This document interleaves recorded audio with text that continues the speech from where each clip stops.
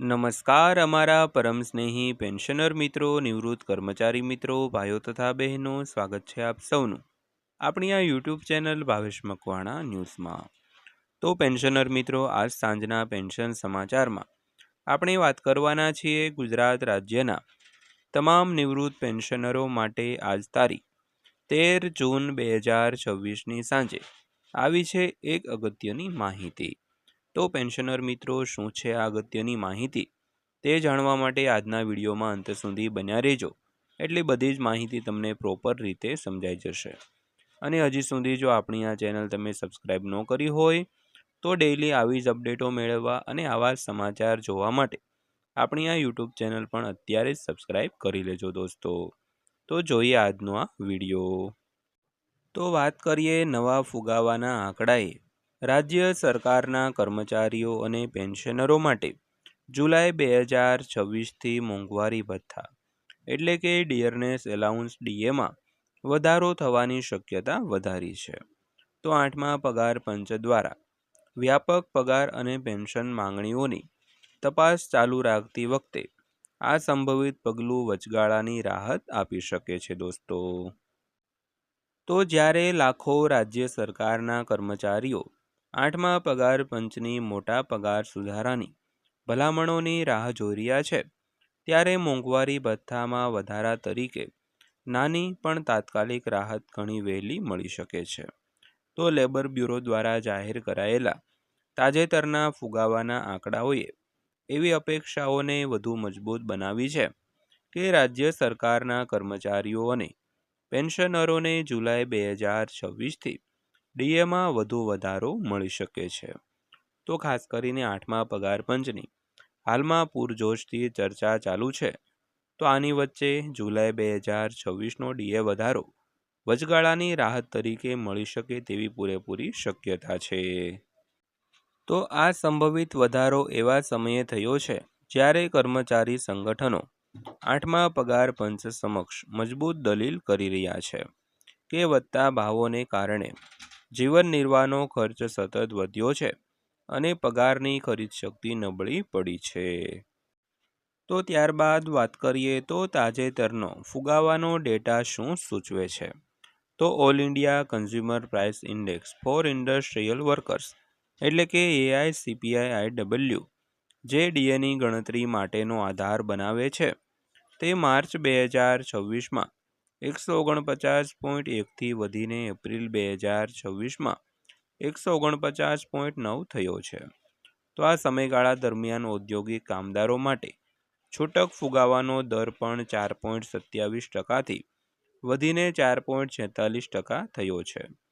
તો એપ્રિલ 2026 સુધીના ઉપલબ્ધ AICPI-IW ડેટાને આધારે 12 મહિનાની સરેરાશ 147.51 છે.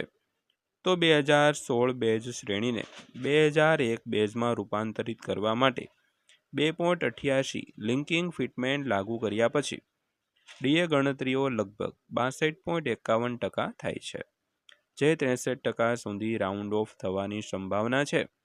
તો વર્તમાન ડીએ દર 60% હોવાથી આ સૂચવે છે કે કેન્દ્ર સરકારના કર્મચારીઓને ડીએમાં 3%નો વધારો જોવા મળી શકે છે.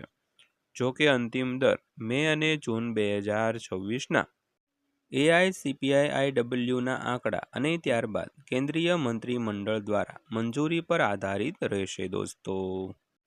ત્યારબાદ વાત કરીએ મોંઘવારી ભથ્થું એ કેન્દ્ર સરકારના કર્મચારીઓ અને પેન્શનરોની ફુગાવાની અસર ઘટાડવા માટે આપવામાં આવતી જીવન નિર્વાહની કિંમતોનું સમાયોજન છે.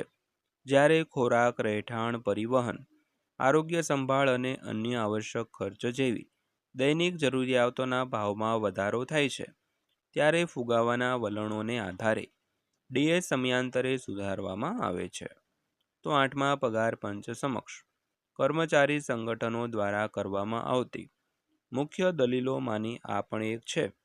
તો કમિશને સુપરત કરેલા પોતાના મેમોરેન્ડમમાં all India NPS employees federation એ દલીલ કરી હતી કે હાલના પગાર ગણતરી ધોરણો જૂના છે, કારણ કે તે જૂની ધારણાઓ પર આધારિત હતા અને આજના ઘરના ખર્ચને પૂરતા પ્રમાણમાં કેપ્ચર એટલે કે અવલોકન કરતા નથી દોસ્તો. તો ફેડરેશનની દલીલ હતી કે જ્યારે અગાઉના ધોરણો મોટે ભાગે મૂળભૂત જરૂરિયાતો પર ધ્યાન કેન્દ્રિત કરતા હતા, ત્યારે આધુનિક સરકારી કર્મચારીઓને આરોગ્ય સંભાળ, ગુણવત્તાયુક્ત શિક્ષણ, રહેઠાણ અને વૃદ્ધ માતા પિતાને ટેકો આપવા સંબંધિત ઝડપથી વધતા ખર્ચનો સામનો કરવો પડે છે. તેવી જ રીતે કર્મચારી સંગઠનોએ માંગ કરી છે કે લઘુત્તમ વેતન ગણતરી માટે ઉપયોગમાં લેવાતા હાલના 3 કુટુંબ એકમને ફોર્મ્યુલાને 5 કુટુંબ એકમોમાં સુધારવો જોઈએ, કારણ કે જૂનું માળખું હવે વર્તમાન પરિવારોની વાસ્તવિકતાઓને પ્રતિબિંબિત કરતું નથી. તો ત્યારબાદ વાત કરીએ તો 8મા પગાર પંચ પહેલા ઉચ્ચ પગારની માંગ કેમ કરવામાં આવી રહી છે. તો અનેક કર્મચારી સંગઠનોએ દલીલ કરી છે કે વધતી જતી ફુગાવા અને વધતા જીવન ખર્ચને કારણે પગારમાં નોંધપાત્ર સુધારો કરવાની જરૂર છે. તો 8મા પગાર પંચ સમક્ષ રજૂ કરાયેલી મુખ્ય માંગણીઓમાં ઉચ્ચ ફિટમેન્ટ ફેક્ટર, લઘુત્તમ પગારમાં સુધારો, ડીએનું મૂળ પગારમાં મર્જર અને મજબૂત પેન્શન સુરક્ષાનો સમાવેશ થાય છે.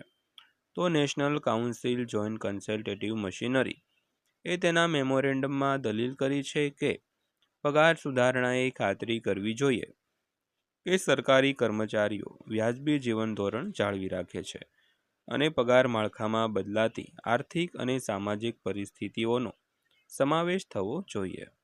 તો કેટલાક કર્મચારી સંગઠનો દ્વારા 3.83નો ફિટમેન્ટ ફેક્ટરના પ્રસ્તાવ સહિત ઉચ્ચ ફિટમેન્ટ ફેક્ટરની માંગને પણ આ દલીલ સાથે જોડવામાં આવી છે કે ફુગાવાને કારણે કર્મચારીઓની વાસ્તવિક ખરીદ શક્તિમાં ઘટાડો થયો છે દોસ્તો. તો ત્યારબાદ જોઈએ તો 8મા પગાર પંચનું નવીનતમ અપડેટ શું છે. તો પગાર અને પેન્શન અંગે ચર્ચા ચાલુ હોવાથી 8મા પગાર પંચે મેમોરેન્ડમ સબમિટ કરવાની અંતિમ તારીખ 15 જૂન 2026 સુધી લંબાવી છે. તો કમિશને સ્પષ્ટતા કરી છે કે આ છેલ્લો વધારો છે અને હવે કોઈ વધારો આપવામાં આવશે નહીં. તો તેમણે એમ પણ કહ્યું છે કે મેમોરેન્ડમ ફક્ત તેની સત્તાવાર વેબસાઇટ દ્વારા સબમિટ કરાવવા જોઈએ અને હાર્ડ કોપી ભૌતિક દસ્તાવેજો, ઈમેલ અથવા તો પીડીએફ ધ્યાનમાં લેવામાં આવશે નહીં મિત્રો. ત્યારબાદ વાત કરીએ તો કમિશન તેમના પ્રાદેશિક પરામર્શ પણ ચાલુ રાખી રહ્યું છે.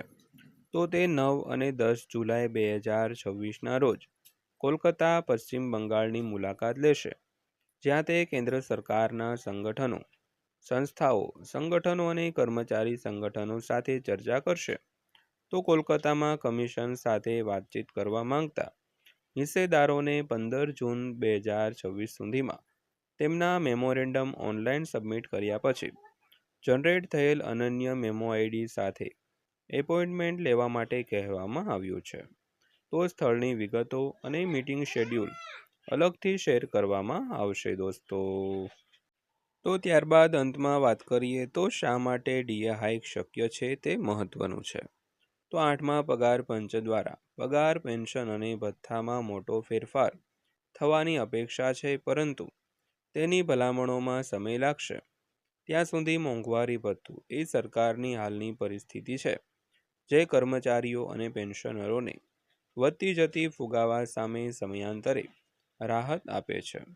તો લાખો કેન્દ્ર સરકારના કર્મચારીઓ માટે આગામી ડીએ સુધારો તેમના માસિક કમાણીમાં પ્રથમ વધારો બની શકે છે, જ્યારે તેઓ 8મા પગાર પંચ દ્વારા સરકારી પગારમાં આગામી મોટા ફેરફારોનો નિર્ણય લેવાની રાહ જોઈ રહ્યા છે દોસ્તો.